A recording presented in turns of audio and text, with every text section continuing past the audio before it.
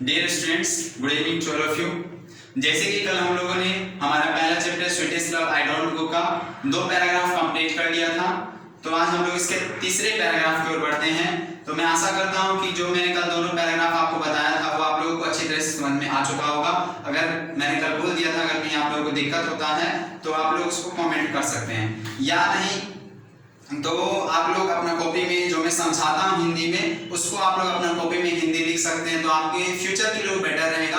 आपको फिर कहीं भी दूसरी तरफ से देखने का उसका हिंदी जरूरत नहीं पड़ेगा। एक बार अगर आप उसका हिंदी लिख लीजिएगा तब। तो हम लोग अपने नेक्स्ट पैराग्राफ की ओर बढ़ते हैं। हमारा तीसरा पैराग्राफ क्या बोल रहा है, ध्यान से समझिएगा। ओह, इसका हिंदी तो ओ ही रहेगा। How feeble is man's power, मतलब ओह मनुष्य की शक्ति कितनी कमजोर है। कवि हमारे बोल रहे हैं, आपको पता है इस बात के बीच चल रहा है, कवि जी के बीच और उनकी पत्नी जी के बीच। तो कवि बोलते हैं क्या कि मनुष्य की शक्ति कितना कमजोर है। That if good Fortune fall, कि अगर अच्छी किस्मत रूठ जाती है, can not add another our, तो हम लोग उसमें अच्छे समय को नहीं जोड़ सकते हैं। नॉट लॉस्ट आवर रिकॉल, और ना ही बीते हुए समय को वापस ला सकते हैं। यानी हमारे कवि जी बोलना चाहते हैं कि हमारी जो अगर अच्छी किस्मत अगर अचानक से रूठ जाती है तो उस किस्मत में हम लोग ना तो अच्छे समय को जोड़ सकते हैं और ना ही जो हमारा बीता हुआ समय है उसको हम लोग वापस ला सकते हैं।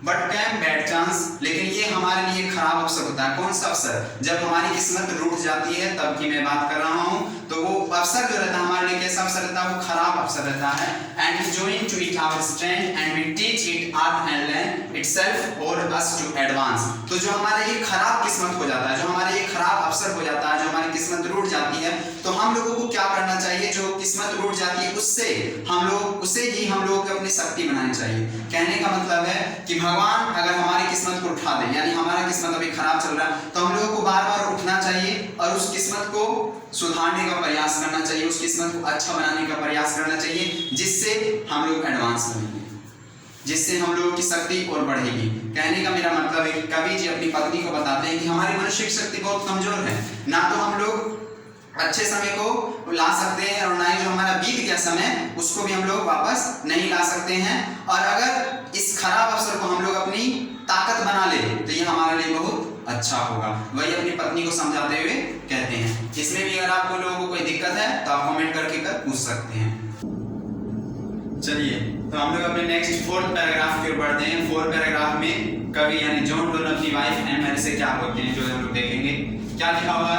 When thou sights not mine, यानी कवि जी अपनी प्रेमिका को बोलते हैं कि जब भी तुम उदास होती हो, but sights my soul away, तो तुम्हारी जो उदासी है वो मेरी आत्मा को मेरे शरीर से अलग कर देती है, यानी दूर कर देती है। बोल रहे हैं पहला लाइन में कि जब भी तुम अपनी प्रेमिका से बोलते हैं कवि कि जब भी तुम उदास होती हो तो तुम्हारी जो उदासी है वो मेरे शरीर को अलग कर देती है मेरी आत्मा से। When thou weepest unkindly mine, और जब भी तुम रोती हो my life blood doth decay, तो मेरे शरीर से मेरा शरीर में जो मेरा खून है वो क्या होने लग जाता है? नष्ट होने लग जाता है।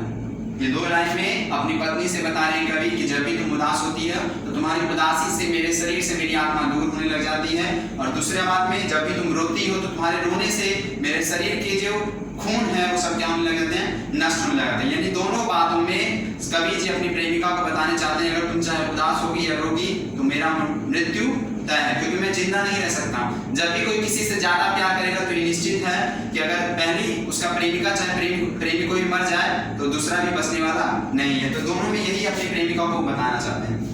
नेक्स्ट बोल रहे हैं इट कैन नॉट बी, ऐसा होना नहीं चाहिए। अपनी प्रेमिका से बोलते हैं ना तो तुमको उदास होना है ना ही तो तुमको रोना है, ऐसा होना नहीं चाहिए। That thou lovest me as thou says, if in time my life thou ways thou art the best of me। Last में वो बोलते हैं अपनी पत्नी से तुम कहती हो कि तुम मुझसे बहुत प्यार करती हो। प्रेमी यानी जॉन डोन अपनी प्रेमिका से बोलते हैं कि तुम कहती हो कि तुम मुझसे बहुत प्यार करती हो, तुम्हें पता होना चाहिए कि जो लोग प्यार करते हैं तो उसका जिंदगी यानी मेरी आत्मा तुम्हारी हो जाती है और तुम्हारी जिंदगी मेरी हो जाएगी। ये बातें जॉन डोन अपनी प्रेमिका को समझा रहे हैं क्योंकि वो बाहर जा रहे हैं ताकि उनको टेंशन ना हो किसी प्रकार से। तो ये हमारा 4th पैराग्राफ हुआ। इसमें भी अगर किसी प्रकार के आप लोग को दिक्कत हो तो आप लोग कमेंट करके पूछ सकते हैं। चलिए अब हम लोग अपने नेक्स्ट पैराग्राफ नंबर 5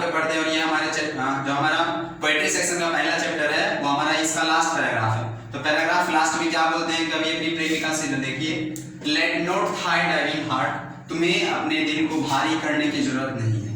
कहने का मतलब, दिल को भारी करने का मतलब क्या होता है, यानी तुम्हें रोने की जरूरत नहीं है।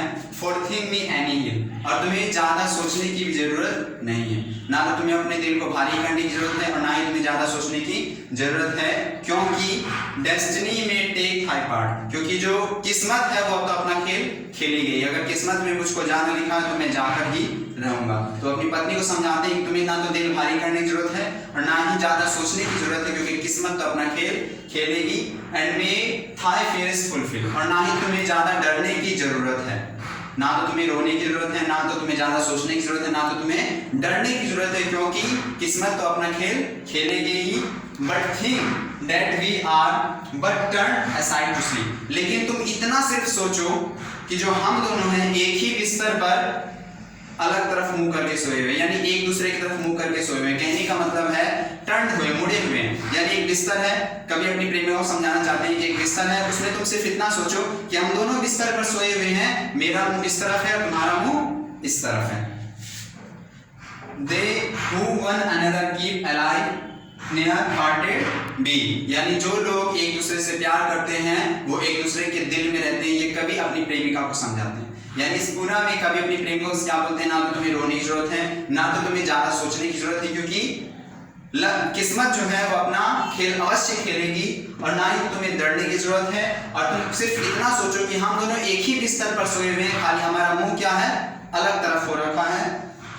और जो लोग एक दूसरे से प्यार करते हैं वो लोग एक दूसरे के दिल में रहते हैं। इसीलिए जो उन्होंने अपनी प्रेमिका को समझाते हैं कि अगर मैं जा रहा हूँ बाहर तो तुमको ज्यादा टेंशन नहीं जरूरत नहीं है, क्योंकि जब तुम मुझसे प्यार करती हो तो इसका मतलब क्या हुआ कि मैं तुम्हारे दिल में रहता हूँ, तो तुम्हें ज्यादा सोचने की जरूरत नहीं है। तो ये हमारा हो गया चैप्टर कंप्लीट। कल हम लोग इसका समरी करेंगे और इसका समरी खत्म होने के बाद परसों हम लोग टेंस का स्टार्ट कर देंगे। टेंस भी ज्यादा दिन नहीं चलेगा, यानी एक चैप्टर हम लोग ग्रामर का कंप्लीट करेंगे, एक चैप्टर किताब का, फिर एक चैप्टर ग्रामर, फिर एक चैप्टर किताब का। इस प्रकार से हमारा दोनों कंप्लीट हो जाएगा। चलिए, thank you for watching this video, that's all, and please like and subscribe my channel so that you may need more and more the videos regarding your subjects. I will try my level best to teach you, and you must think that I will try my level best to teach you. Please like and subscribe.